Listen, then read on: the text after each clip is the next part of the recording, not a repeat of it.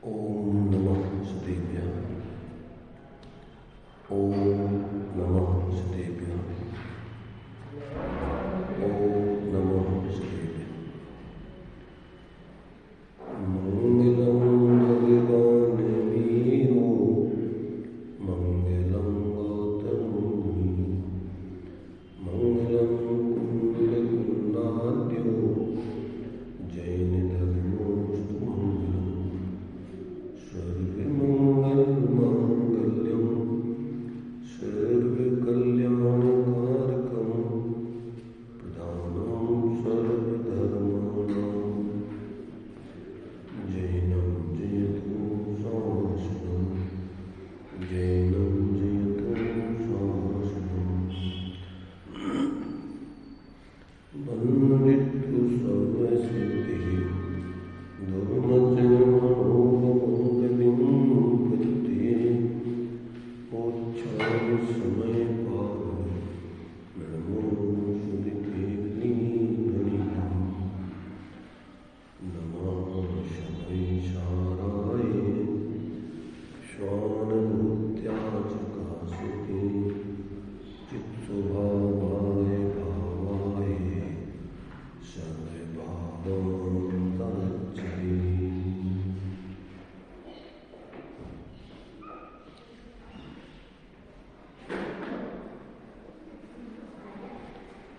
चर्चा अपनी समय सारणी ग्रंथ के माध्यम से ले रहे हैं। गाथा 58, 59 और 60 इसके माध्यम से अपन चर्चा कर रहे हैं। इसमें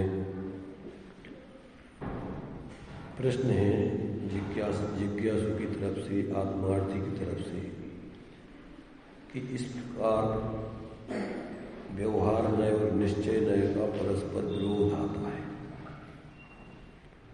अर्थात कभी कह देते हो कि ये रागादिक विकारी भाव कर्मकृत हैं, कभी कह देते जीवकृत हैं, कभी कहते दोनों कृत हैं, कभी कहते दोनों भी नहीं हैं। अब हम समझें क्या इसमें? हमारी समझ में नहीं आता, बड़ी दुविधा में है। आचार्य कह रहे भाई नए विवक्षाओं को समझो, दुविधा को मिटाओ। इसलिए कहते हैं अब निश्चय व्यवहार का अविरोध सिद्ध करते हैं। इसमें जो विरोध है उसमें अविरोध बना आप बतलाओ कैसे सिद्ध होगा ये अविरोध बना, उसमें से हम क्या समझें? तो इसके उत्तर में आचार्य देव ने यहाँ स्पष्टीकरण किया है कि अभी पहले ये सब जीव के नहीं है, जीव के नहीं है, 29 भाव सब जीव के नहीं है। फिर कह देते हुए ये सब जीव के हैं, जीव के हैं, जीव के हैं। फिर कह देते हैं कि ये किसके हैं? दोनों से होते हैं मिल करके। जैसे बच्चा पैदा होता है तो स्त्री पुरुष दोनों से मिलकर पैदा होता है। कभी कह देते नहीं, वो किसी से नहीं होता है, अकेले ही पैदा होता है। तो कभी कह देते बच्चा पैदा ही नहीं होता है, उसका जन्म ही नहीं होता है। तो हमारी समझ में नहीं आता कि तुम क्या किस प्रकार से क्या बात करते हो, हमारी कुछ पल्ले नहीं पड़ता कि कैसी बातें हैं। हमें कहते भाई देखो, जिनागम में जितने कथन हैं सब स्यादवाद रूप है, सापेक्ष रूप है, विवक्षा बसात है। अगर उनकी विवक्षा समझ लो तो कोई आपको विरोध नहीं लगेगा। बढ़िया आपको क्या है, जीवन में सुंदरता आ जाएगी, समीचीनता आ जाएगी, भ्रम खत्म हो जाएगा। आप सच्चे अर्थों में आत्मार्थी बन करके धर्मात्मा बन जाओगे, कहीं उलझोगे नहीं। कहते भाई समझाओ हमारे लिए। आचार्य देव ने यहाँ पर व्यवहार से ये सब क्या है, जीव के कहे जाते हैं। अब उसके लिए भावार्थ में जो स्पष्टीकरण दिया है, उस भावार्थ के स्पष्टीकरण में इन्होंने सब संतुलन करके उसकी स्यादवाद से सिद्धि की है। तो कैसे स्यादवाद से सिद्धि की है? तो उसके लिए कभी तो कह देते वो आपके जीवकृत हैं, जितने भी विकारी परिणाम अथवा जो भी कर्म नो कर्म आदि ज्ञान वर्णादिक आदि कर्मों का जीव है। नो कर्म शरीर आदि का भी करता, क्योंकि ये सब सामान्य जीवों को, सिद्ध भगवान को तो ये सब कर्म आदि का बंध नहीं होता है, ये सब जीवकृत ही हैं। फिर कह देते कि कभी कि नहीं नहीं ये जीवकृत नहीं है, जीव तो ज्ञाता दृष्टा है, चेतन स्वरूप है, चैतन्य मात्र है। फिर कभी कह देते हो कि ये कर्म के और जीव के दोनों के निमित्त से होते हैं। तो आखिर हम क्या समझे इसमें? तो कहते भाई तुम सही समझो, उसमें हम जिस विवक्षा से जो बात बता रहे हैं, जिस तरीके से उसको उस तरीके से समझो तो आपको कहीं कोई विरोध भाषित नहीं। तो कैसे समझे? तो कहते हैं भाई देखो, द्रव्य में दो प्रकार से परिणमन होता है। एक तो ध्रुव रूप, नित्य रूप, एक रूप, द्रव्य स्वभाव रूप। एक होता है पर्याय स्वभाव रूप।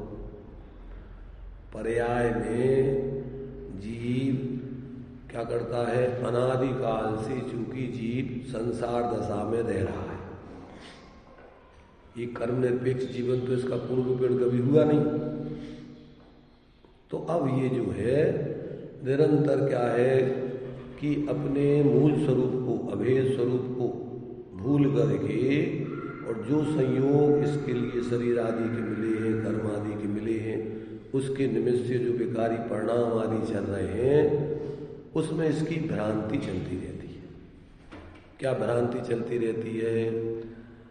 कि जो संयोग हैं वो तो वास्तव में तुम्हारे लिए, क्योंकि अनादिकाल से तुमने अपने स्वरूप को नहीं समझा, इसलिए उन संयोगों में ही एकत्व मत करके निरंतर पर्याय में तुम अपनी तरफ से ही विकार करते रहे। कर्म का उदय चलता रहा और तुम उसमें जुड़ करके नो कर्म शरीर आदि का अवलंबन करके अपने ज्ञान में इस प्रकार से भ्रम से इनको अपना मानते रहे, इनके कर्ता धर्ता बने रहे, रात दिन इन्हीं की चिंता में लगे रहे।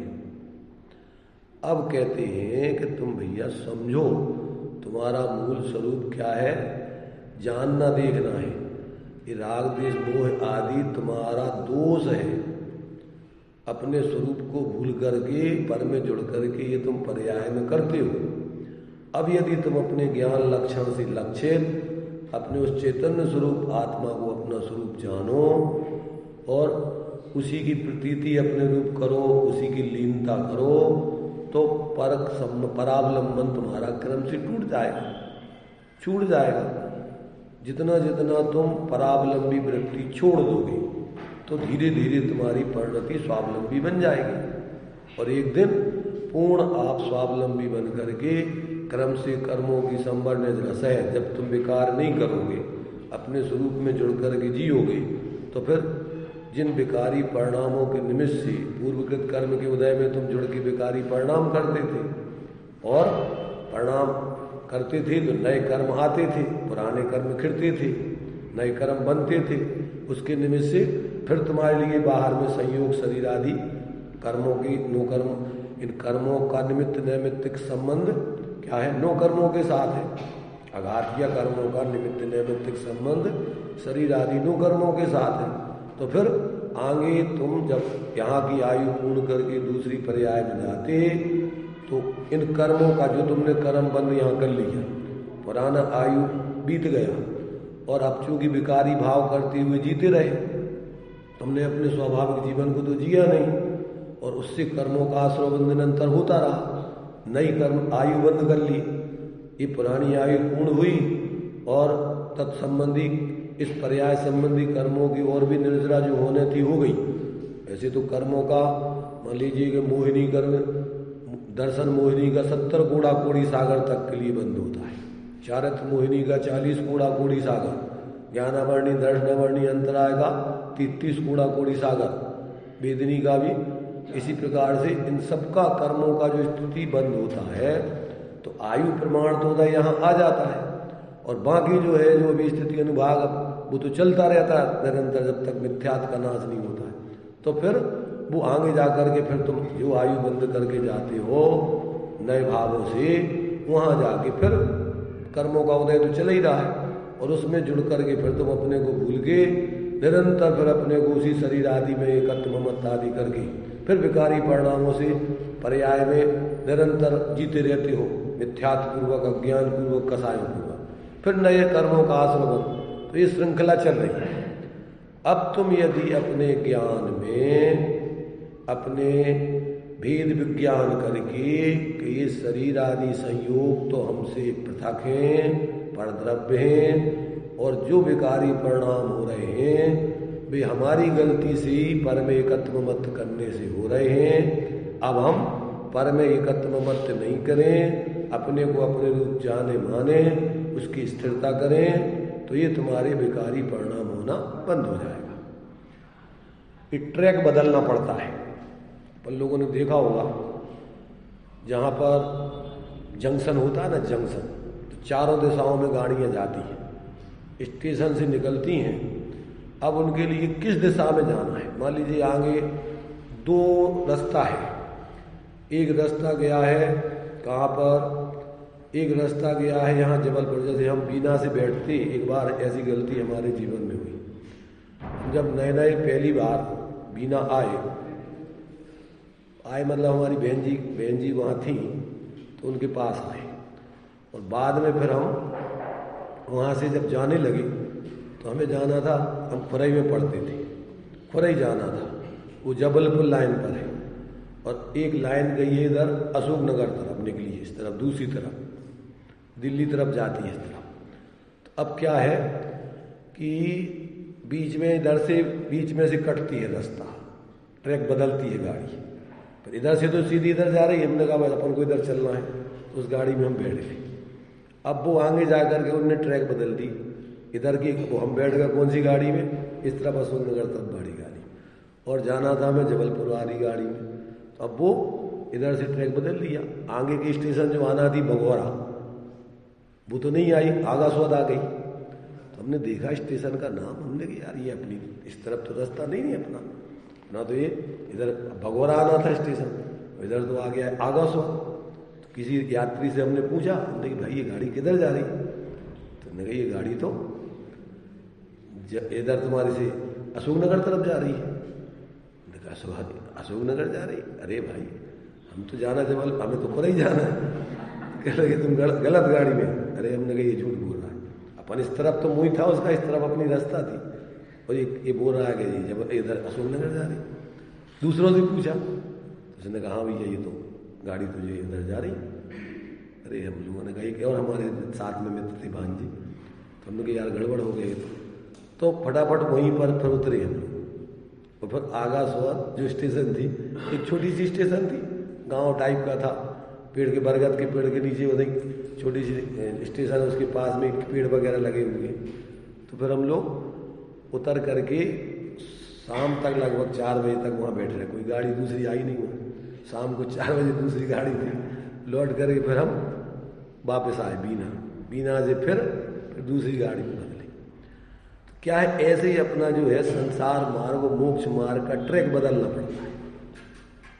क्या होता है, ये गाड़ी जो है इधर पराश्रय वाला संसार मार्ग है, स्वाश्रय वाला मोक्ष मार्ग। तो ये जब ट्रैक बदला जाता है, परिणति वो ही है।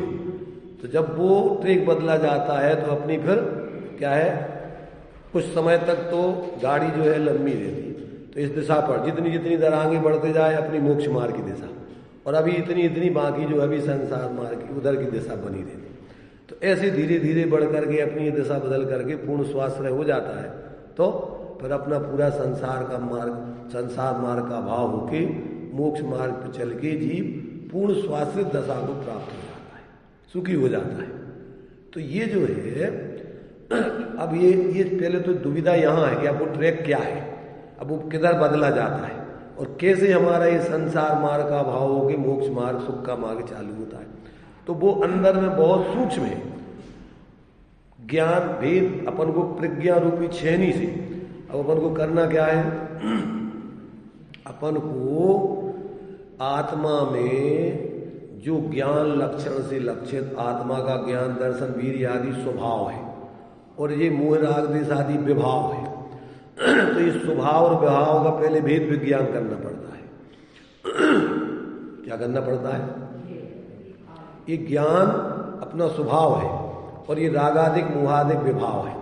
तो अपने ज्ञान में पहले तो ये निर्णय करना पड़ता है कि ये अपनी पर्याय में होने वाली विकारी परिणाम है, पर ये अपने आश्रय भाव है और ये अपना जो ज्ञान लक्षण है जानना देखना वो स्वभाव है और वो आत्मा से तन्मय है और ये राग आदिक भाव पर से तन जुड़ करके होते हैं। तो इनका संबंध पर से है और ज्ञान का लक्षण स्व से है। तो जब अपन अपने उपयोग में जब अंतर में अपने उस सामान्य रूप से जो आत्मा व्याप रहा है जब उसमें अपने उपयोग की एकाग्रता करते हैं तो वहां से अपन को स्वानुभूति पूर्वक मिथ्यात्व आदि का अभाव होकर रागादिक का क्रम से अभाव होकर और वीतराग विज्ञानता की सिद्धि होती है। अब ये व्यक्ति जब तक अंतर में अपने सूक्ष्म भेद विज्ञान नहीं करे और अंतर में जो अपना एक रूप आत्मा निरंतर पर्यायों में विद्यमान है, क्या है? द्रव्य स्वभाव पर्याय स्वभाव में दो पना होता है। पर्याय स्वभाव तो सामान्य से तो एक ही रूप है, उत्पाद व्यय रूप में सामान्य रूप से तो पर्याय में उत्पाद व्यय होता रहता है, परंतु विशेष रूप से पर्याय में फिर शुद्धता और अशुद्धता परावलंबन पूर्वक की उस उत्पाद व्यय में जब परावलंबन होता जाता है तो प्रति क्षण अशुद्धता पैदा होती है और जब उस उत्पाद व्यय में उस पर्याय में श्रद्धा चारित्र आदि की पर्याय में जब अपन अपने उस स्वा को अवलंब ग्रहण करते हैं तो वहां से उसका जो है क्रम से विभाव का अभाव चालू हो जाता है। तो ये जब तक जीव इस प्रकार से अंतर में भेद विज्ञान करके अपने एक रूप आत्मा की श्रद्धा ज्ञान और उसमें स्थिरता नहीं करे तब तक ये परावलंबन की वृत्ति अपनी श्रद्धा ज्ञान चारित्र आदि में भ्रम से ज्ञान में भी है तो वो ज्ञान आत्मा का ज्ञान स्वरूप, परंतु उसमें स्वपर प्रकाशक पना है। तो स्वपर प्रकाशक पने में परगेय भी ज्ञात होते हैं और रागादि भी ज्ञात होते हैं, वे ज्ञान स्वरूप से भिन्न है कथन से, समझ रहे हैं? अपने ज्ञान से भिन्न है। जब वस्तु स्वरूप की दृष्टि से विचार करते हैं तो वे सब आत्मा के ही है, समझ रहे हैं ना? उसी आत्मा ही में होते हैं। इसलिए मोक्ष मार्ग प्रकाशक जी में पंडित टोडरमल जी ने संवर तत्व की भूल में क्या लिया है कि जिन प्रदेशों में ज्ञानादिक हो रहा है आत्मा तो वही है, उसी प्रदेशों में रागादिक भी हो रहे हैं। तो अब इसको क्या है कि उसमें भेद भाषित नहीं होता है, वो ज्ञान में और रागादिक में और जो जानने में शरीरादिक ज्ञेय आते उनमें और ज्ञान स्वरूप में वो क्या कर लेता है? एकत्वपना कर लेता है, भ्रम से उन रूप अपने को मान लेता है, जान लेता है। तो फिर निरंतर वो भ्रम में जीता है। काय में जीता है? भ्रम में अपन क्या है, रागादिक हैं, शरीरादिक हैं के जानने वाले हैं। अब ये कोई निर्णय नहीं हो पाता उसमें। क्या यहां से व्यक्ति को अगर कल्याण करना है तो इसलिए कहा है कि ताते जिनवर कथित तत्व अभ्यास करिए, तो भेद विज्ञान करना पहले तो, क्योंकि जितने भी जीव सुखी होते हैं वो काय के बल से होते हैं? भेद विज्ञानता सिद्धा ये किल के चिन्ह। और जितने जीव संसार में भटकते हैं अस्सेव अभाव मन उस भेद विज्ञान के अभाव में वो संसार में भटक रहे हैं। यहां आचार्य देव अपन को ये भेद विज्ञान की कला सिखा रहे हैं। तो अब इसमें आत्मा का जो द्रव्य स्वभाव है, एक रूप स्वभाव है, जीव अनादि काल से उसको भूला है, निरंतर अपने को क्या, अपने को संयोगी भाव आदि रूप ही मान रहा है, पर्याय रूप ही मान रहा है। तो अब ये जब तक उसको अपने ज्ञान में उस द्रव्य स्वभाव में उस अपेक्षा से देखो अशुद्धता होती है, शुद्धता होती है पर्याय में, और द्रव्य स्वभाव से वस्तु एक रूप सदा ज्यों त्यों बनी रहती है। क्या बनी रहती है? जैसे हमने दृष्टांत दिया था कि पानी पने से ज्यों का त्यों रहता है। अब अग्नि पर रख दो तो अवस्था में उसकी उष्णता हो जाती है, अग्नि से उतार दो तो उसमें शीतलता हो जाती है, परंतु वो पानी ज्यों का त्यों पानी रूप ही रहता है। ऐसे ही जीव पने से ज्यों का त्यों एक रूप रहता है। अवस्था में अशुद्धता और शुद्धता होती है। तो जब तक ये जीव परावलंबन करता रहता है, भ्रम में जीता है, तब तक तो पर्याय में अशुद्धता चलती है। और जब ये अपने को उस द्रव्य स्वभाव रूप उसका अवलंबन करके पर्याय में अपने को स्वरूप जानता मानता है, उसका अवलंबन करता है, तो पर्याय की अशुद्धता का क्रम से अभाव होकर और एक उस मोक्ष दशा को प्राप्त करके पूर्ण सुखी हो जाता है। अब ये द्रव्य स्वभाव की स्थिति जब तक ये जीव को कि ये मेरा, देखो पर्याय में भी अन्वय रूप से वो द्रव्य व्याप ही रहा है।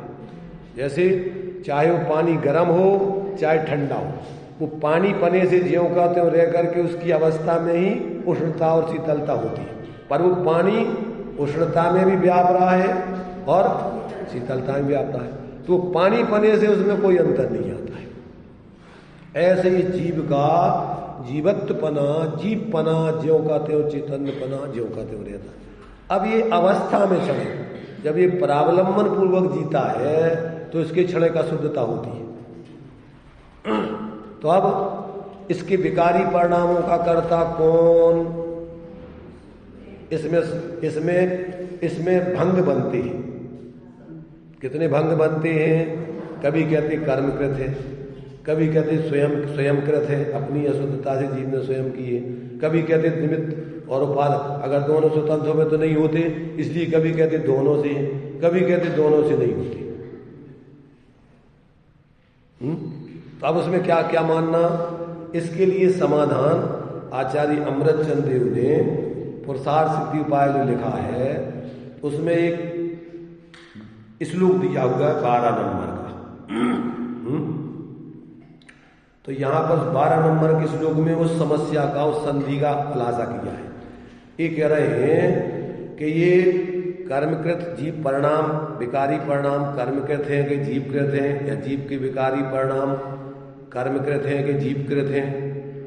तो अब ये अपन को इसमें समाधान ने दिया है कि जीव कृतम परिणामम निमित्त मात्रम प्रपद्य पुनरन्ये स्वयमेव परिणमन्ते अत्र पुद्गला कर्म भाविने।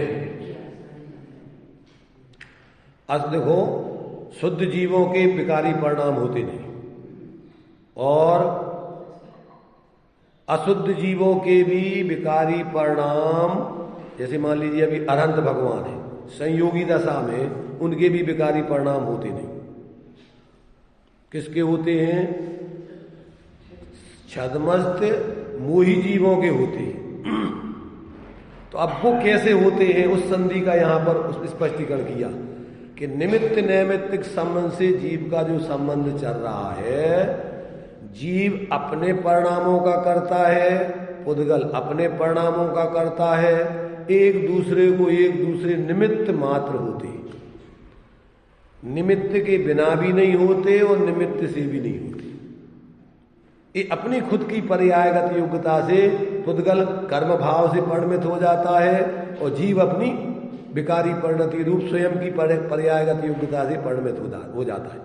जब ये पर्याय में क्या करेगा कि जब ये परावलंबन छोड़ेगा, स्वावलंबन ग्रहण करेगा, तो कर्म का आश्रवबंध क्रम से रुक करके और इसकी शुद्धता प्रकट हो जाएगी। देखो, इसमें ने जो खुलासा किया है उसको भी अपन पढ़ लेते हैं थोड़ा।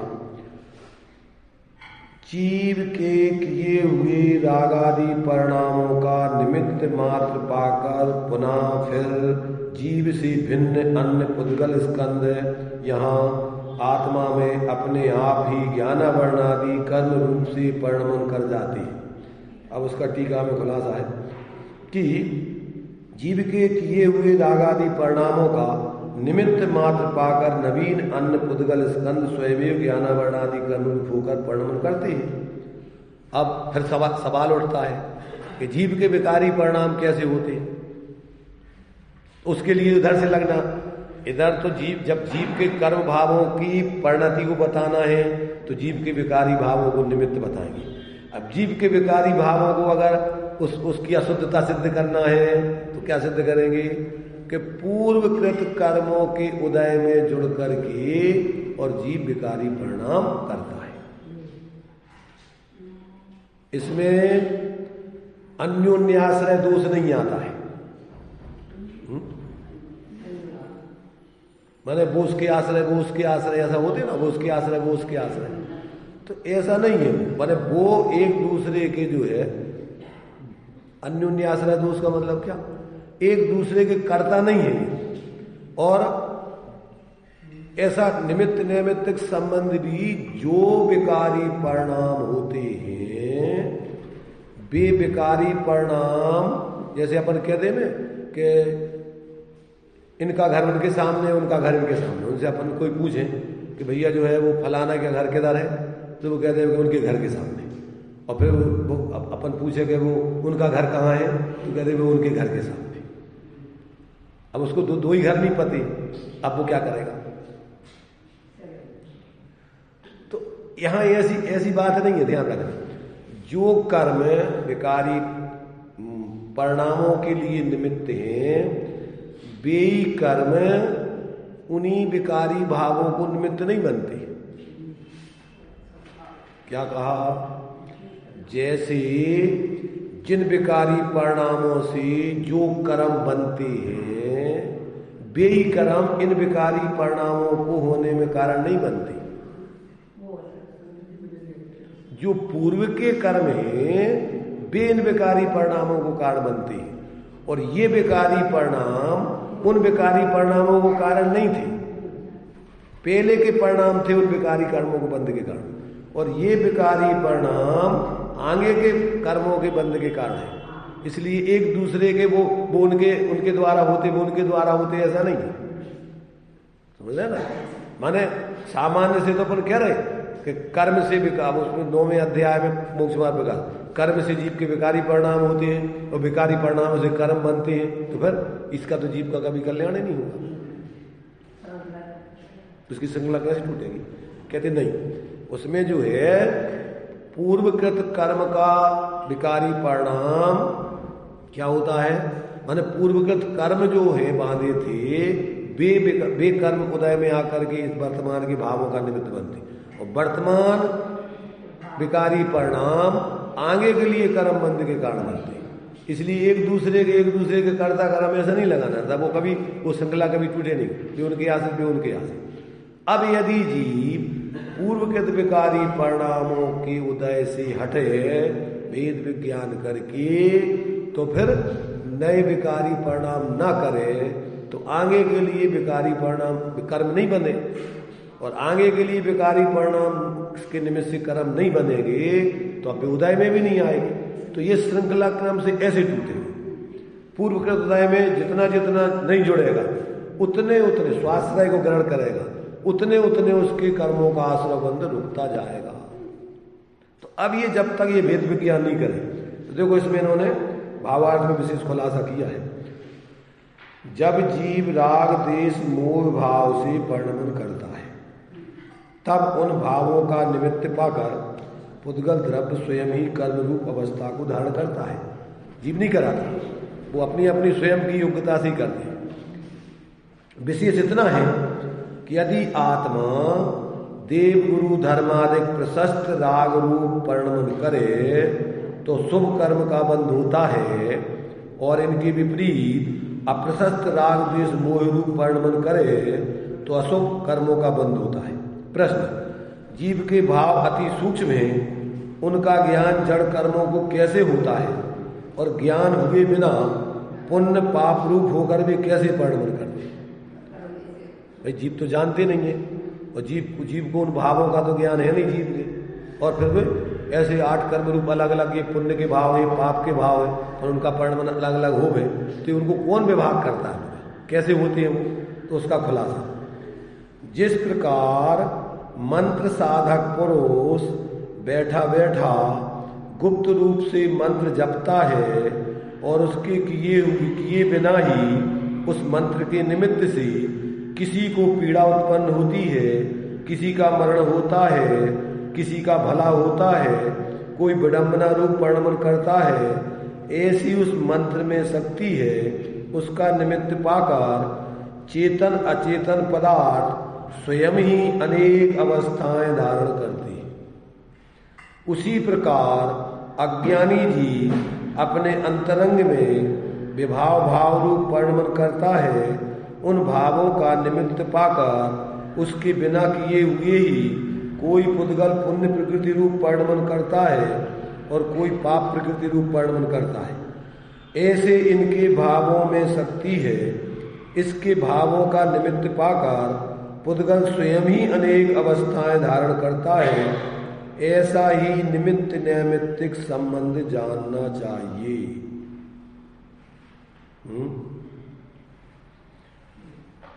क्या अर्थ समझा? समझ में आया?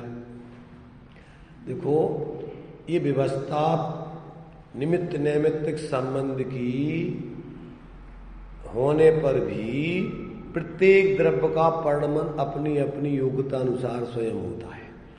अब उसके लिए दूसरा दृष्टांत कौन सा आता है कि जिस प्रकार से अपन देखते हैं, भोजन अपन करते एक प्रकार का, ठीक है ना, कोई भी मीठा खाओ, कोई भी चीज खाओ, और अपने अंदर शरीर में जा करके जठराग्नि का निमित्त पा करके उस सप्त धातु रूप परिणमन कर जाता है। उसमें से ही रस बनता है, खून बनता है, मांस बनता है, मज्जा बनता है, हड्डी बनती है, शरीर के सब अंग प्रत्यंग उससे बन जाते। कैसे बन जाते? कैसे बन जाते? कौन बनाता उनको? उस एक रूप पुद्गल भोजन को अंदर जा करके ये सप्त धातु रूप परिणमन को कौन कराता है? इस सब स्वयं ही वो अपनी योग्यता अनुसार उसको कराने वाला कोई दूसरा नहीं है, कोई और नहीं है। कौन कराता है उसको? उसको कराने वाला वो स्वयं। अब उसमें देखना, अगर ये जीव नहीं हो शरीर में और मुर्दा के पेट में डाले जाएं, तो क्या वो सप्त धातु रूप खून, हाड़, मांस, मज्जा आदि रूप परिणमन करेंगे कि नहीं करेंगे? वो जीव, और जीव करता है क्या उनका? जीव तो अमूर्तिक है, तो वो तो उस रूप परिणमन हो नहीं सकता। तो जो जिस पर्याय रूप परिणमन करता है वही द्रव्य उसका कर्ता होता है। निमित्त उसमें जीव अवश्य है, ये बात जरूर है, पर निमित्त उसका कर्ता नहीं है। समझ में आया? ये सहज निमित्त नैमित्तिक संबंध की व्यवस्था है। अब इसका विच्छेद करने की विधि हमने जो भी बताई वो है उसकी। कौन सी? कि यदि जीव ज्ञान में भेद विज्ञान करके पूर्वकृत कर्म के उदय में ना जुड़ के, नो कर्म शरीर आदि का अवलंबन ना करके अपने उस द्रव्य स्वभाव, एक रूप स्वभाव का अवलंबन करे, उसकी अपने रूप प्रतीति, उसके अपने रूप जानपना, उसी की स्थिरता करे, तो क्रम से इन विकारी परिणामों का अभाव होगा। फिर आते हुए कर्म निर्जित होंगे, समृद्ध होंगे, और बंधे हुए कर्म निर्जित हो जाएंगे, आते हुए कर्म रुक जाएंगे क्रम से। जैसे क्योंकि वो तो विकारी परिणामों का निमित्त पाकर आते हैं, बनते हैं। अब जैसे जैसे मिथ्या, जैसे बंध के 5 हेतु बदलाए, तो जैसे तुम्हारी श्रद्धा बदली, अभी अपन को अपनी श्रद्धा क्या है? पर द्रव्य गुण पर्यायों में अहंकार ममकार बुद्धि चल रही। अब जैसे तुम्हारी श्रद्धा के में चिन्ह मूर्त चेतन को उपयोग रूप, चिन्ह मूर्त बिन मूर्त अनु, पुद्गल लव धर्म अधर्म काल, इनते न्यारी है मेरी चाल, ताको ही अपना स्वरूप जान, ताको ही अपना स्वरूप मान, उसी से करे निज पहचान। यहां से ट्रैक बदल गया। अब इधर दो धारा चालू हो गई। अभी जितनी जितनी स्वाश्रय की धारा खड़ी हो गई, उतना उतना संबंध होते जाएंगे धर्म चालू, और जितनी जितनी अभी अशुद्धि चलेगी उतना उतना आश्रय बंद चलेगा। पर अभी दृष्टि उसकी सम्यक हो गई, ज्ञान सम्यक हो गया, अपने स्वरूप के अलावा वो अन्य किसी को अपना स्वरूप नहीं जानेगा, मानेगा। चारित्र में अस्थिरता जन्म, जितना पर अभी परावलंबन नहीं छूटा है, उसको अपनी कमजोरी जान के आश्रय बंद जानेगा, दुख रूप जानेगा, दुख का कारण जानेगा, और क्रम से जितना जितना अपना स्वाश्रय, जैसे हमने बतलाया था दृष्टांत गाड़ी का, कि जब वो ट्रैक बदल दिया उसने, तो जितने डिब्बे अभी इस ट्रैक पे चले गए वो तो अभी क्या हो गया, वो तो मोक्ष मार्ग में चले गए।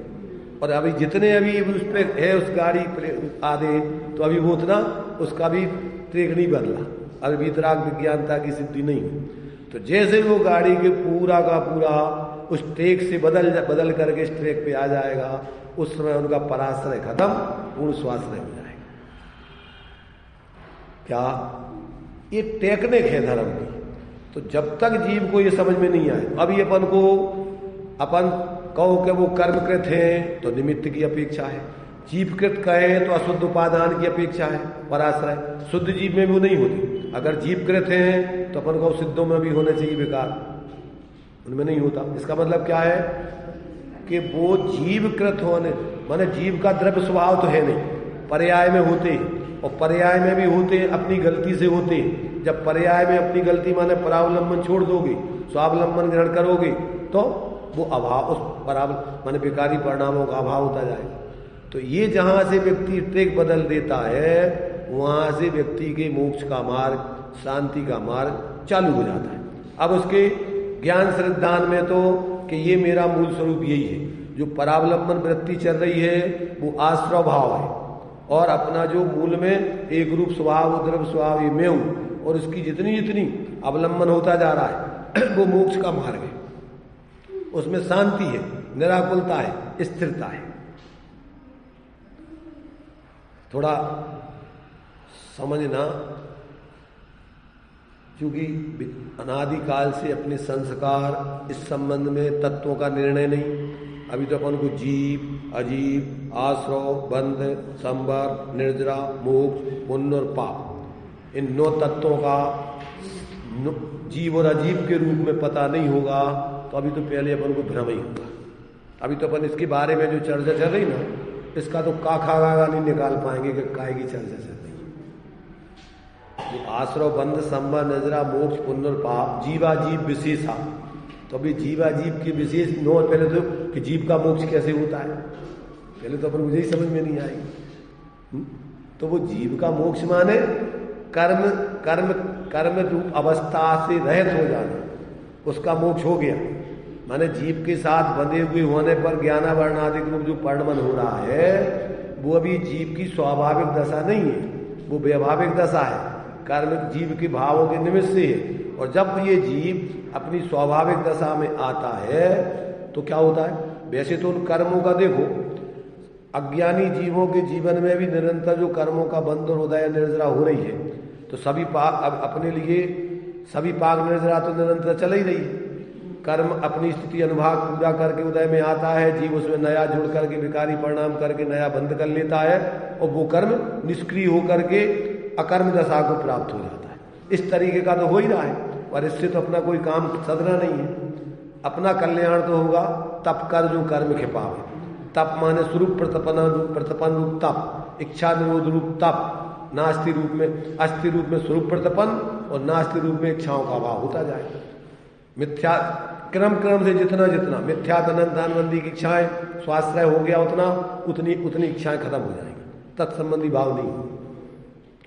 तो पहले तो ये अपन को कि 7 तत्व जो है ये निमित्त नैमित्तिक संबंध वाली दशा है।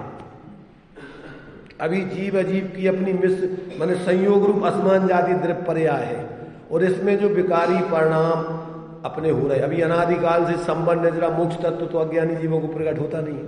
अभी अपन ने पढ़ा था ना दोपहर में, कौन सा सर्वथा परिणामी सर्वथा अपरिणामी के अंतर्गत, कि उसमें जो है वास्तव में, और फिर उसमें ये पढ़ा था कि मिथ्या दृष्टि किन इन तत्वों में किसका करता है, और सम्यक दृष्टि किन का करता है। तो सम्यक दृष्टि को बताया था संबंध निद्रा और मोक्ष तत्व का करता है, और मिथ्या दृष्टि आश्रव बंध और पाप का करता है, और मंद मिथ्यात्व और कसाय के उदय में कभी निदान बंध आदि पूर्वक पुण्य पदार्थ का कर्ता भी होता है, पापानुबंधी पुण्य पदार्थ का भी कर्ता होता है। और सम्यक दृष्टि को संबर निर्जरा और मोक्ष, और कदाचित कमजोर दशा में जब तक वो पूर्ण अपने उस समाधि में लीन होकर पूर्ण स्वरूप में स्थिर नहीं हो जाता है, तो वो अपनी अधूरी दशा में सम्यक दृष्टि भी अशुभ वंचनार्थ, कुस्थान निवारणार्थ और संसार की स्थिति को छेद करते हुए वो भी तीर्थंकर आदि पुण्य प्रकृति का करता होता है।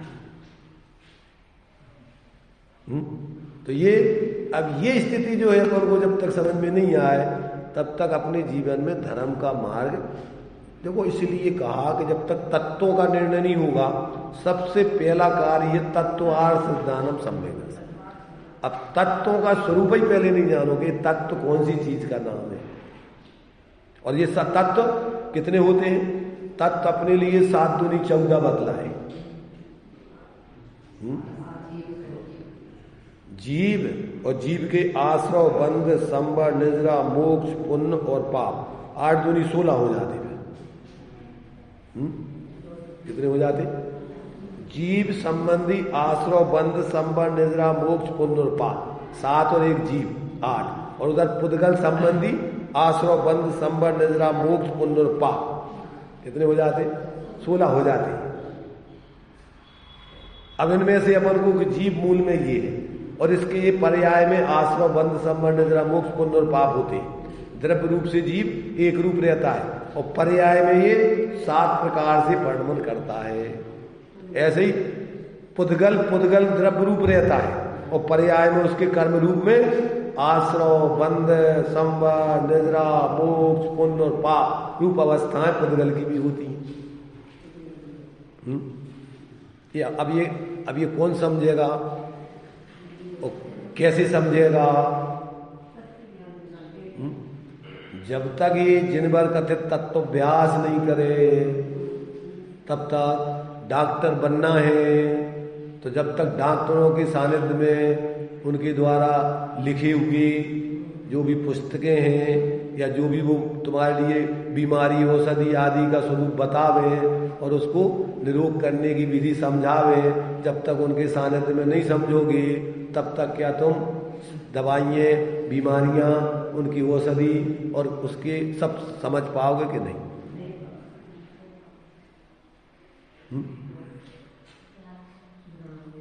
बीमार तो है अपन को बीमारी दूर करना है तो क्या करना पड़ता है? बीमारी दूर होती है कैसे?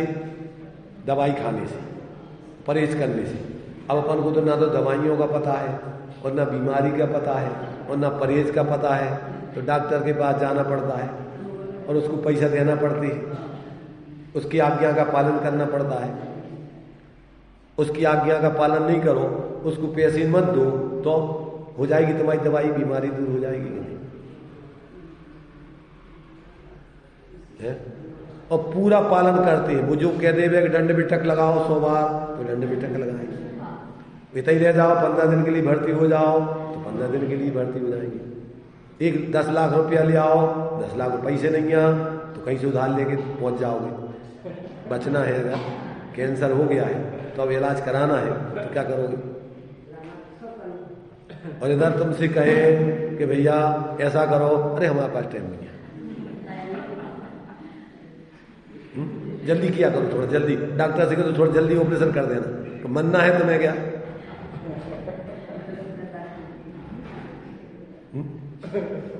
अरे भाई तुम डॉक्टर हो क्या? तुम्हें हमारे हिसाब से चलना है कि तुम्हारे हिसाब से हम चलें? और ये तो भयंकर ऑपरेशन है। वो ऑपरेशन तो तुम्हारा एक बहुत मोटा मोटा शारीरिक है और ये तो आत्मा का तुम्हारा ऑपरेशन है। अनादिकालीन महा कैंसर हो गया मिथ्यात्व का, अब उसका ऑपरेशन कैसे होगा? उसके लिए क्या करना पड़ेगा अपन को? वहां तो अपन को वर्ष सालों लग जाए, कुछ भी हो जाए, वो जिंदगी भर औषधि खाते रहते और परहेज करते रहते। अगर खा लोगे तो फिर मरोगे। और यहाँ इस मोक्ष मार्ग में टाइम नहीं है अपने पास। मरने के लिए टाइम है, जीने के लिए टाइम नहीं है। पहले तो सुनने ही नहीं चाहता, सच्ची डॉक्टर के पास आने नहीं चाहता, एरा गहरा नत्थु गहरा झोला छाप के पास जाएगा तो कैंसर का इलाज कर देगा। अब इधर उधर की कुछ दवाई बता बतूके के लिए खा लो, मर ही जाओगे, बहुत बढ़ जाएगा।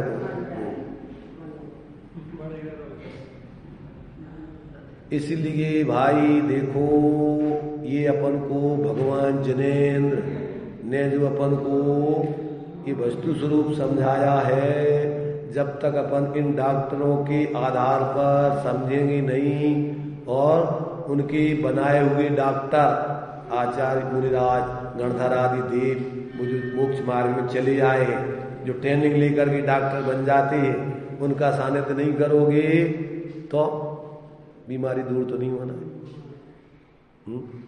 क्या हो जाएगी? समझो, अगर वास्तव में तुम सुखी होना चाहते हो, समझे ना, सही अर्थों में तुम्हें कैंसर का इलाज कराना है, डॉक्टर के भैया तुम्हें कराना है कि नहीं, तुम नखरेबाजी कर रहे हो, तुम्हें इलाज कराना है कि नहीं, ये बताओ। हम जो कह रहे हैं टाइम हमारे पास नहीं है, बहुत मरीज है हमारे पास, तो बिना ननु नच के हम जो कहें सो करते जाओ, टाइम फालतू हमारे पास ही नहीं है। और अगर तुम्हारे लिए नहीं कराना हो तो जहां जाना हो जाओ,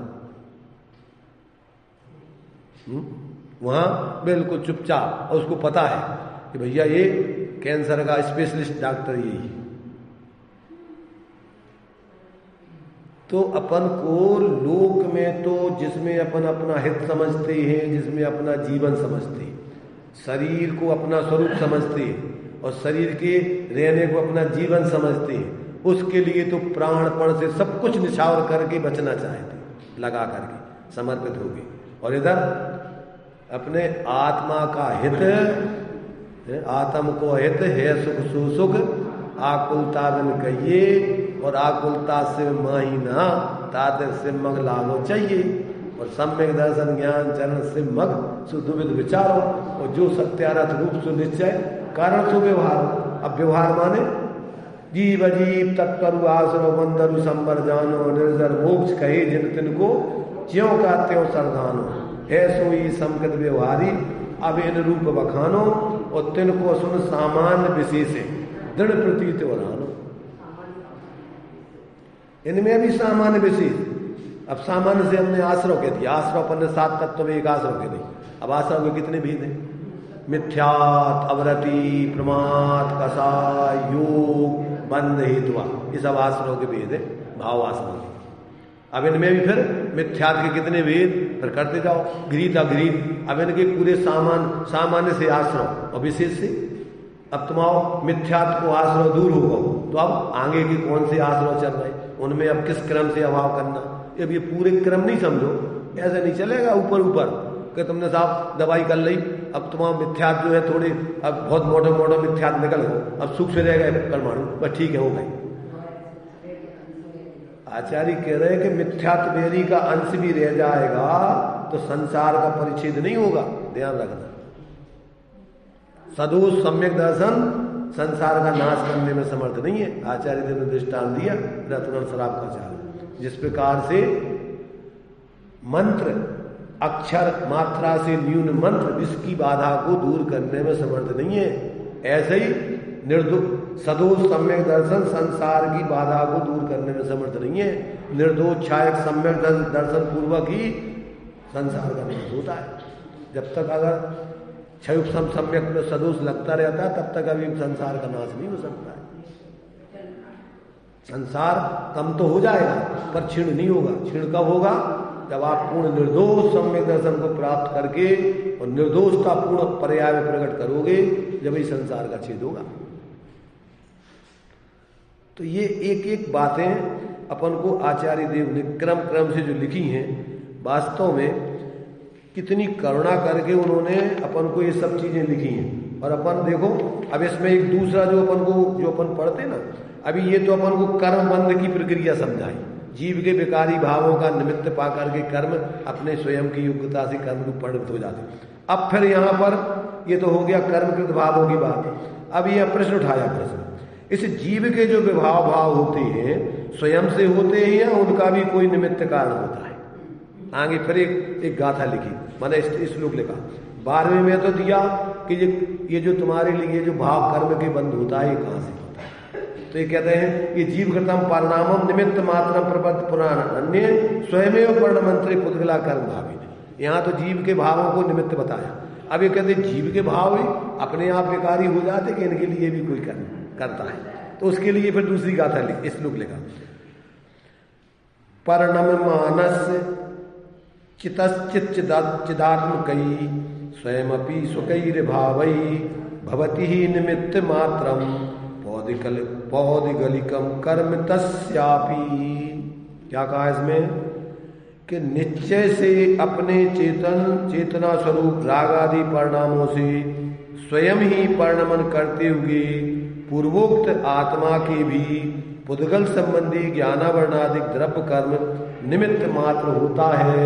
टीका में खुलासा किया, निश्चय से चैतन्य स्वरूप अपने राग आदि परिणाम रूप से परिणमन किए हुए उस पूर्वोक्त आत्मा के भी पौद्गलिक ज्ञानावरणादि कर्म निमित्त मात्र होते हैं।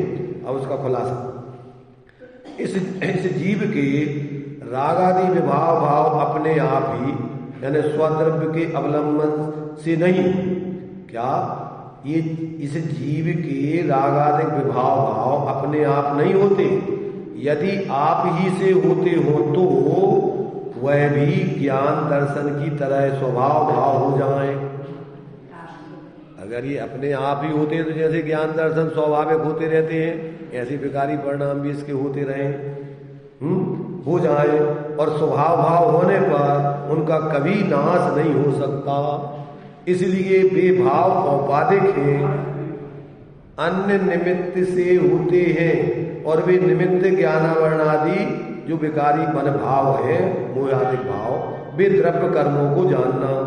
जिस प्रकार द्रव्य कर्म उदयावस्था को प्राप्त होता है, उसी प्रकार आत्मा अपने स्वयं पर्यायगत भावों में विभाव भाव रूप परिणमन करता है। अब प्रश्न है, पुद्गल में ऐसी कौन सी शक्ति है कि जो चेतन को विभाव भाव रूप परिणमन करवा देता है? पहले वो अचेतन में का उसमें ज्ञान तो है ही नहीं, वो कैसे जीव के भावों को समझ लेता है और वो कर्म रूप परिणमन कर जाता है? तो उसके लिए वो मंत्र साधक का और भोजन आदि का दृष्टांत है।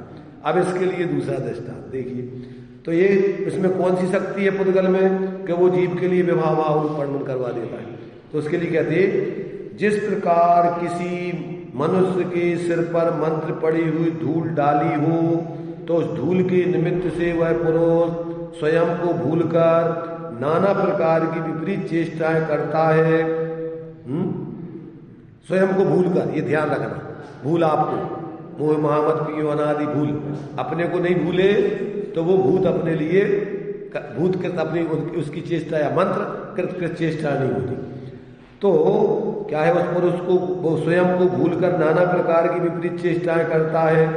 मंत्र के निमित्त से उस धूल में ऐसी शक्ति हो जाती है कि वह बुद्धिमान पुरुष को विपरीत परिणमन करवा देता है। नीचे खुलासा किया है, प्रत्येक द्रव्य वस्तु स्वद्रव्य क्षेत्र काल भाव से है, पर द्रव्य क्षेत्र काल का उसमें सदा अभाव ही है, इसलिए कोई किसी को परिणमन परमार्थ से नहीं करवा सकता। तो भी जीव की उस प्रकार की परिणमन करने की पर्यायगत योग्यता के काल में बाह्य में किस सामग्री को निमित्त बनाने में आता है, उसका ज्ञान करवाने के लिए असद्भुत व्यवहार नए से निमित्त को यहाँ करता, माने निमित्त करता नहीं है, निमित्त के बिना नहीं होता, परंतु निमित्त से नहीं होता तो कर्ता कहा जाता है। व्यवहार कथन की ऐसी ही रीति है, इस प्रकार जानना, तो उसको करता नहीं, निमित्त मात्र ही समझना। तो परिणमन करवा देता मतलब वो जीव स्वयं ही उसमें जुड़ के कर जाता है। उसी प्रकार इस आत्मा के प्रदेशों में रागादि के निमित्त से बंधे हुए पुद्गलों के निमित्त से यह आत्मा स्वयं को भूलकर नाना प्रकार के विपरीत भाव रूप परिणमन करता है। इसके विभाव भावों के निमित्त से पुद्गल में ऐसी शक्ति हो जाती है कि वह चैतन्य पुरुष को क्या है, इस प्रकार विपरीत करा देने में, इस प्रकार अनुभव कराने में जो अनुभाग शक्ति है ना, ऐसा निमित्त बनता है। बिना मिथ्यात कर्म के उदय के जीव के मिथ्यात भाव नहीं होती, पर मिथ्यात कर्म के उदय मात्र से नहीं होती। देखो उदय मात्र से यहाँ ऐसा लेना, उसमें एक और बीच में अपन को थोड़ी प्रक्रिया समझना पड़ेगी। क्या पहले अपन ने टोडरमल जी ने जैसे अपन को लिखा ना कि तीव्र नदी का प्रवाह हो तो वहां तो अच्छा तैराकी पुरुष भी तैर नहीं सकता है। नदी का मंद प्रवाह होने पर यदि वो पुरुषार्थ करे तैरने का तो तैर करके निकल जाए, ऐसे ही तीव्र मिथ्यात्व आदि के कसायों के उदय में तो जीव असंगीता को तीव्र विपरीत मिथ्या दृष्टि आदि तो वो पुरुषार्थ उस जाति का करते नहीं।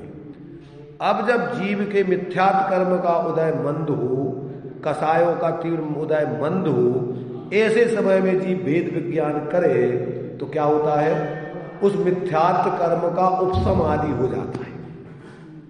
अंतर्करण विधान से ऐसी स्थिति बन जाती है उस कर्मों में कि कुछ समय के लिए कर्म क्या होता है, अंतर्करण विधान से जब करण लब्धि के जीव उसमें पहुंचता है तो अंतर्करण विधान से वो मिथ्यात्व कर्म के उदय क्या होता है, कुछ स्थान के अनुदय दशा को प्राप्त हो जाता है।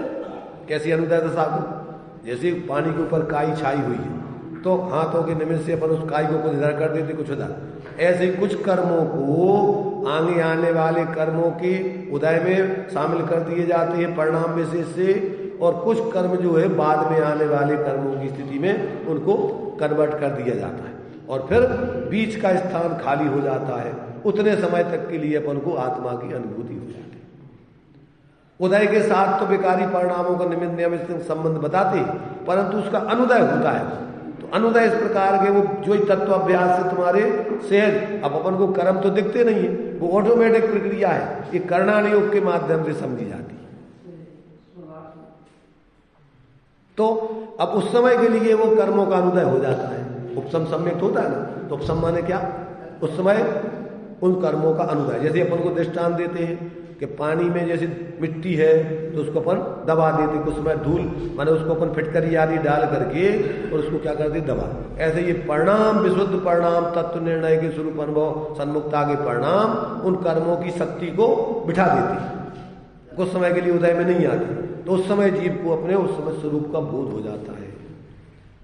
अब बाद में फिर क्या होता है कि कर्म के उदय में जुड़ने पर अब या तो फिर चार दशाएं, उपशम सम्यक्त वाली की चार दशाएं बनती, या तो मिथ्यात्व का उदय आ जाए तो मिथ्यात्व में चला जाए, या सम्यक मिथ्यात्व का उदय आ जाए तो तीसरे गुण स्थान में चला जाए, या अनंतान मंदी का उदय आ जाए तो दूसरे गुण स्थान में चला जाए, और या फिर सम्यक प्रकृति मिथ्यात्व का उदय आ जाए तो उपशम सम्यक दृष्टि बन जाए। कितनी स्थिति बनती फिर उसकी उपशम सम्यक दृष्टि, चार दशाएं बनती है।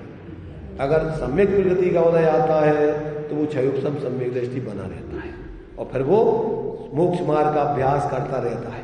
अब जब तक फिर उसके लिए छायक सम्यक नहीं हो जाए तब तक वो अभी क्षयोपशम सम्यक दृष्टि मिथ्या दृष्टि भी बन सकता है। अगर वो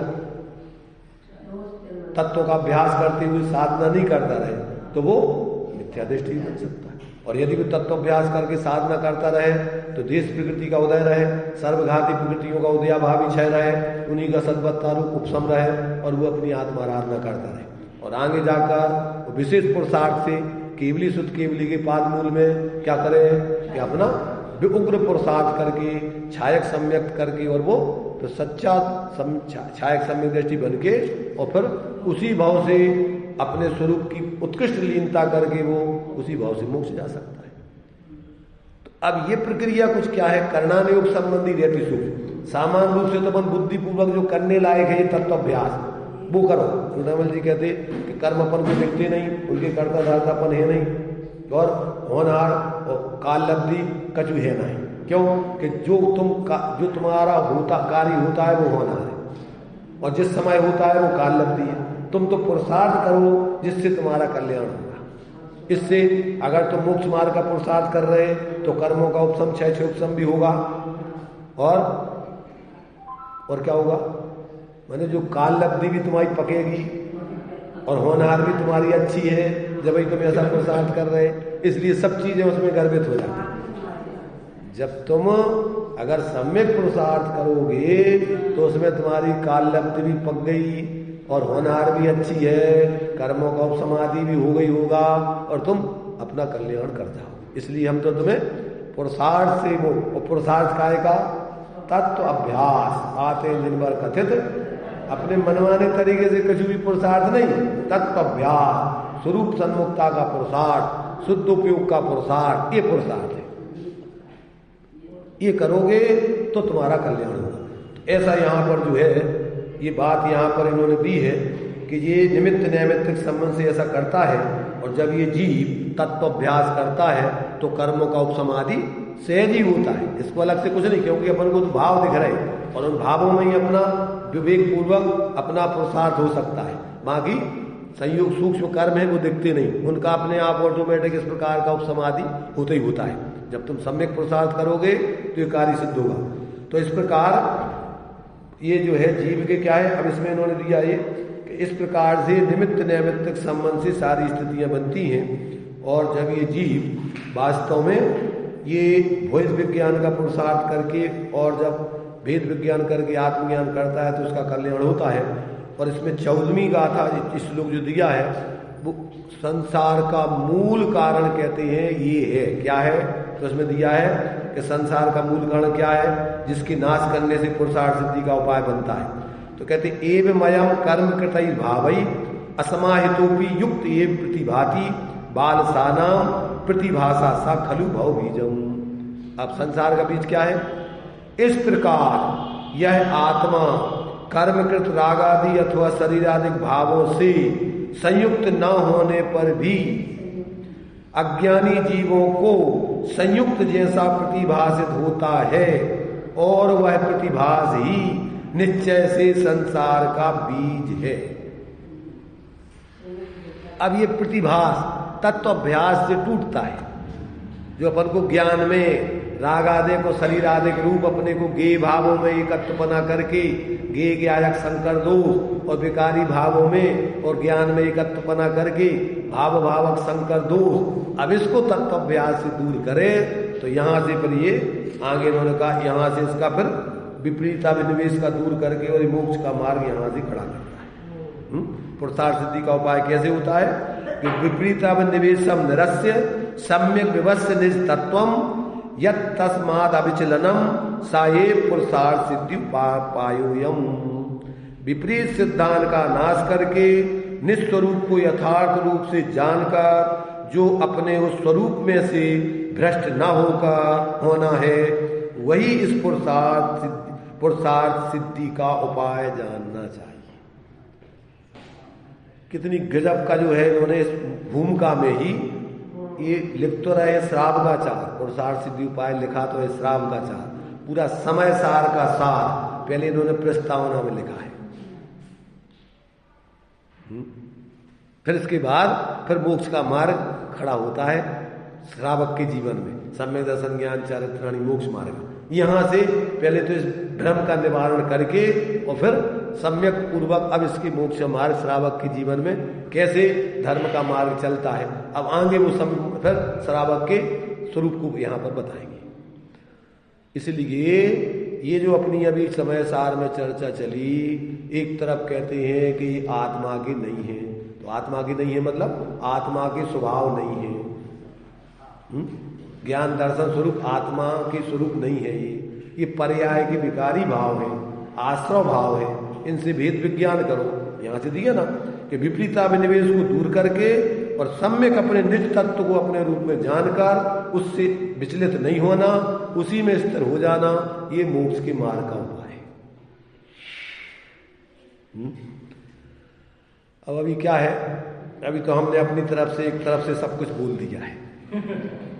सामने वालों को कितना समझ में आया, पकड़ में आया, अब ये तो वो जाने, अपन नहीं जान सकते।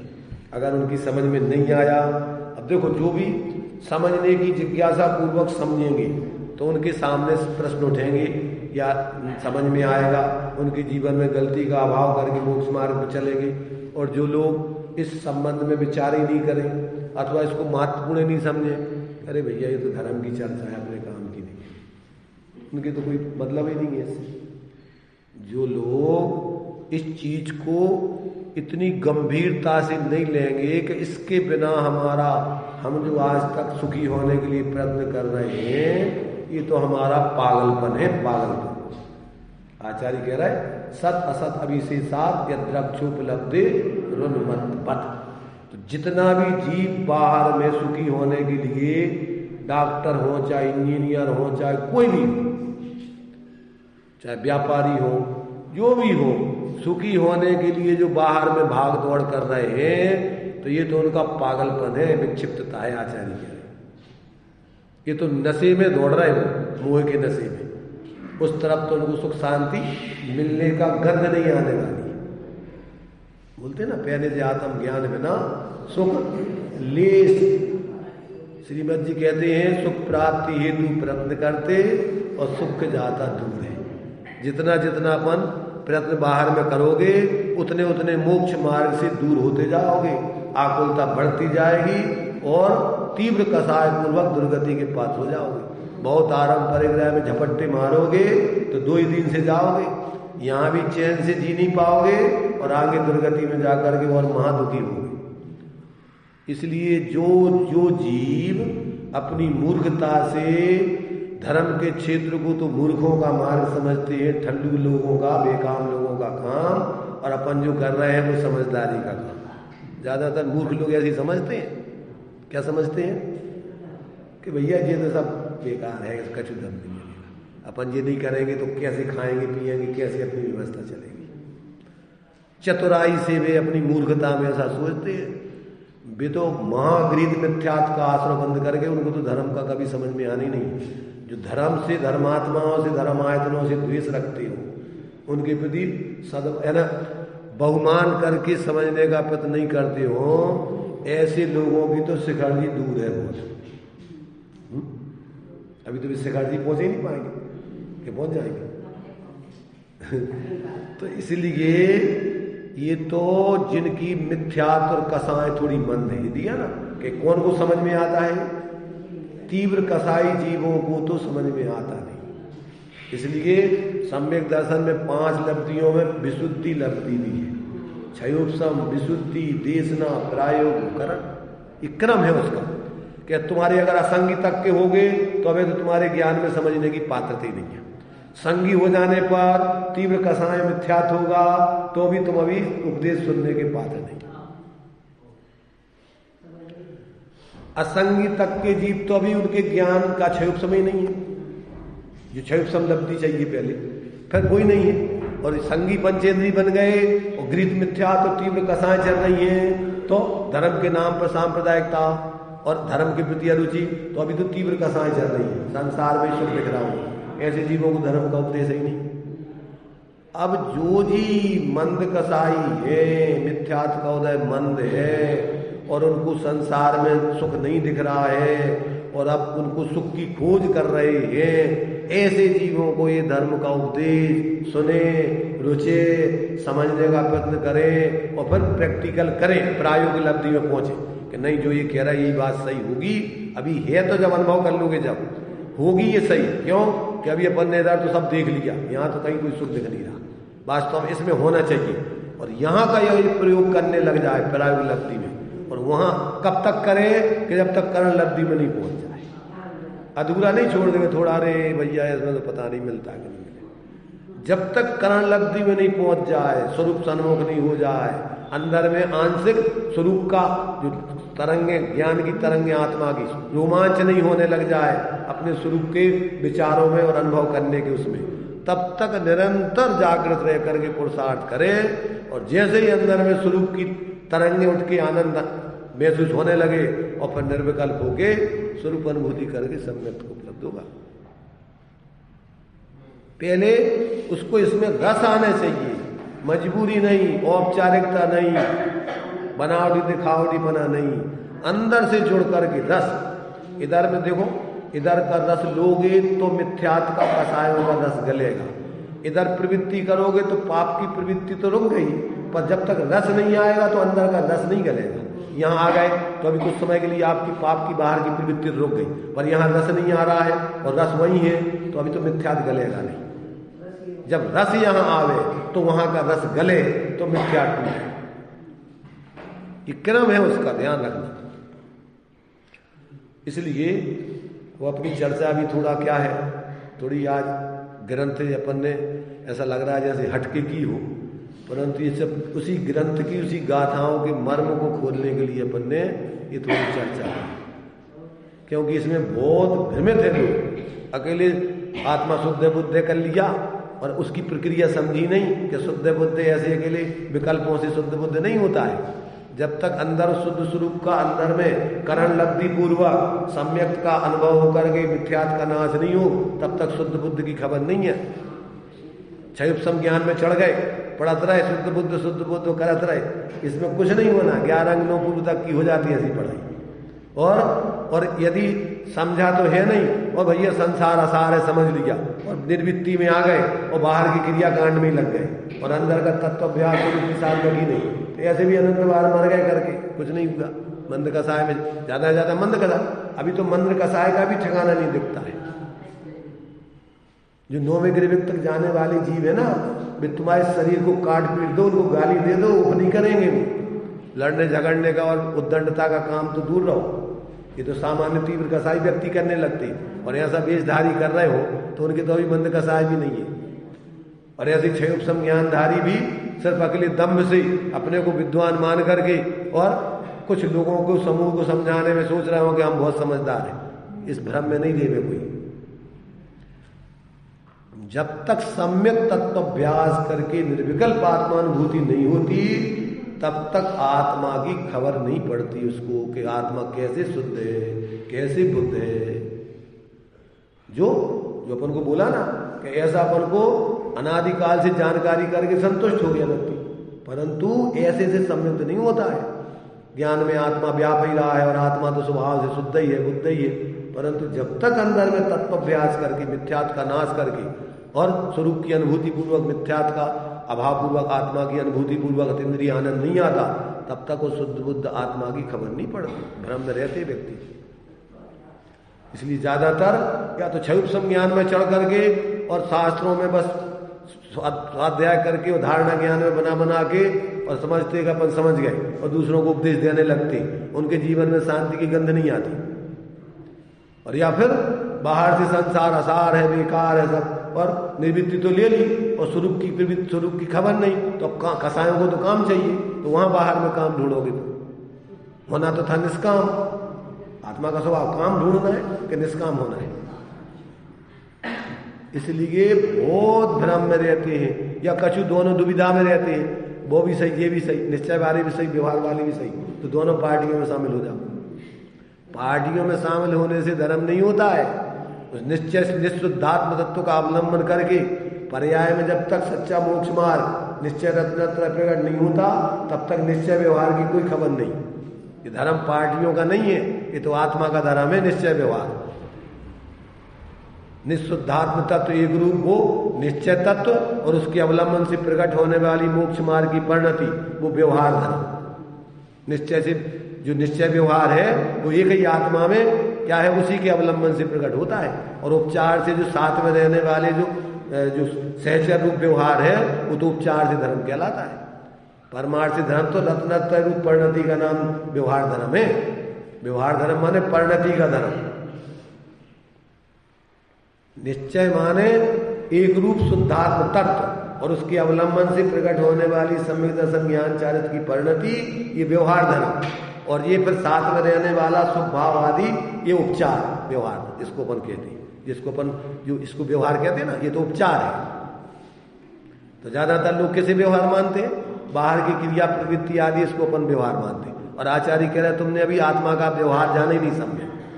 आत्मा का व्यवहार तो आत्माश्रित होता है, पराश्रित नहीं होता है, वो है व्यवहार। पर द्रव्यंत भिन्न आप में रुचि, आपका ज्ञान, आपकी लीनता, ये मोक्ष मार्ग रूप व्यवहार है। और वो एक रूप आत्मा का जिसकी श्रद्धा ज्ञान लीनता करना है, वो निश्चय, अभेद निश्चय भेद व्यवहार। जब जाने निश्चय के भेद व्यवहार और कारण को उपचार माने तब बुद्धता। ये लिखा टोडरमल जी ने इसी पुरुषार्थ सिद्धि उपाय के मंगलाचरण में ये दिया है।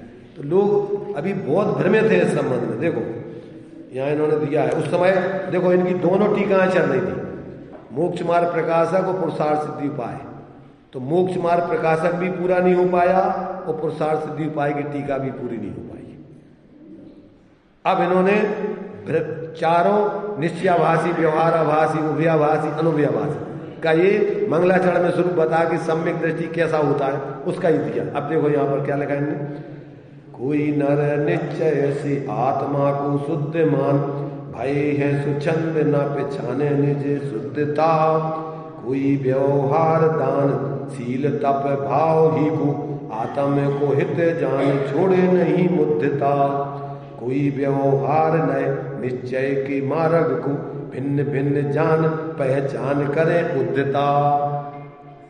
दोनों मार्ग अलग अलग नहीं है निश्चय व्यवहार के। अब जब जाने निश्चय की भेद व्यवहार सब कारण को उपचार माने तब बुद्धता। व्यवहार यही सब स्वास्थ्य से जितने भी उसी निश्चय के भेद ये व्यवहार है। कारण को उपचार माने तब बुद्धता।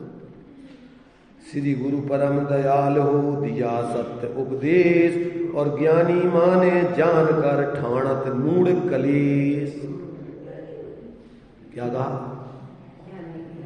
श्री गुरु परम दयालु हो दिया परम सत्य उपदेश और ज्ञानी माने जान कर ठानत मूढ़ कलेश।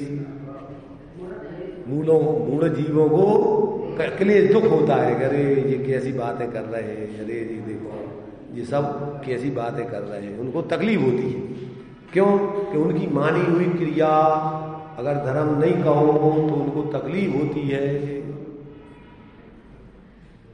सांप्रदायिक व्यक्तियों को तकलीफ होती है। व्यवहाराभासियों की व्यवहार क्रिया को धर्म बुद्धि से निषेध करो, उनको तकलीफ होती है। निश्चयाभासियों को उस निश्चय की बातों को अगर निश्चयाभास का हो, उनको स्वरूप अनुभव नहीं है, तो अकेले अपनी पर्याय उस स्वास्थ्य परिणति जो जीवन में नहीं प्रकट हुई उसको कहो तो उनको कलेश होता है। और भ्रम से दोनों को करने वाले बाहर में शुद्ध बुद्ध के विचार करके वो बाहर की क्रिया को धर्म मानने वालों को उभयाभासी कहो तो उनको तकलीफ होती है। तो अब क्या करो ये बताओ। अब किसी की तकलीफ तो उसकी तकलीफ कोई नहीं मिटा सकता है जब तक धर्म को नहीं छोड़े।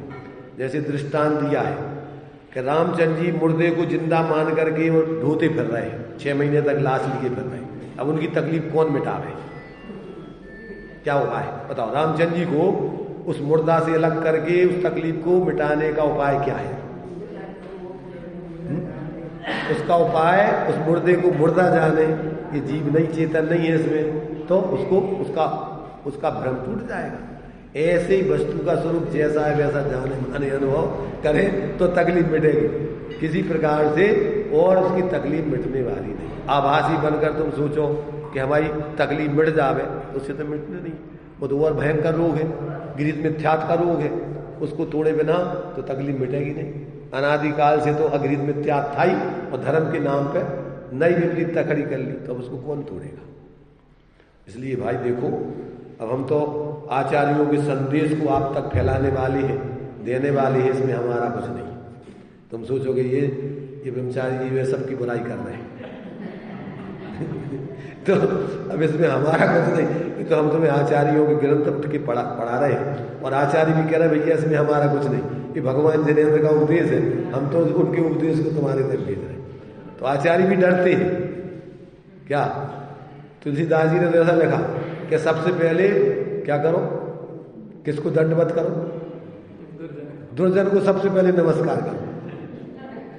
अपन लोग जब कोई भी अपना ये विशेष कार्यक्रम धार्मिक होते ना, दाऊ दादों को बुला के पहले उनका सम्मान करते क्योंकि वे सब उसको फैलाने वाले होते।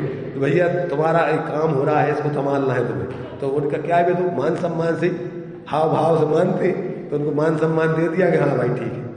एक तुम्हारे विनोद जी खेगड़ा वाले आते थे, वहाँ कह रहे थे हमारे एक बार पंच कल्याणक हुआ, तो वहाँ से बहुत नामी गामी ग्रामी जेब कतरे आए बाहर के, दूर दूर देश से, क्योंकि वहाँ तो बहुत लाखों की जनता इकट्ठी हुई। तब ये जेब कतरे जो है उसमें वो उनका काम वही था।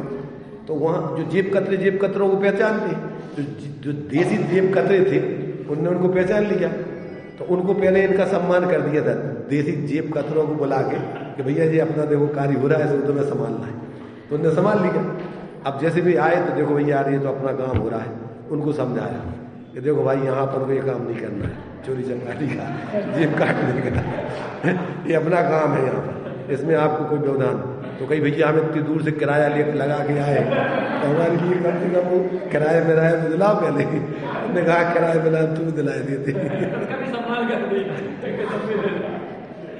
तो मतलब क्या है कि अपन को अपना कल्याण करना है, तो अपन को बाहर में जो और लोग जैसे धर्म के विपरीत है, तो उनको भी अपन को प्रेम से, भैया देखो ये धर्म अपना जो है, अपना धर्म ये है, अब अपन को किसी प्रकार इसमें ये तुम्हारी बुराई नहीं चल रही, ये तो जो लोग गलत करते हैं उनकी बात चल रही, तो उनसे अपन गलत नहीं कह रहे, क्या किससे कह रहे कि भैया ये तो अपन को जो है गलत लोगों की बातें चल रही है, अब अपने अगर तुम्हारी अच्छी होना होगी तो तुम भी गलत छोड़ दोगे। इसलिए ये सब बातें अपन को बराबर समझ करके अगर अपना हित करना है तो इसमें अपन को ज्ञानियों की बातों को, दोष बताने को अपना दोष समझ करके उसको अपने हित में जान करके छोड़ना, उसमें बुरा मान करके द्वेष करके और अपनी गलती को नहीं छोड़ना, ये हित का काम नहीं। चलिए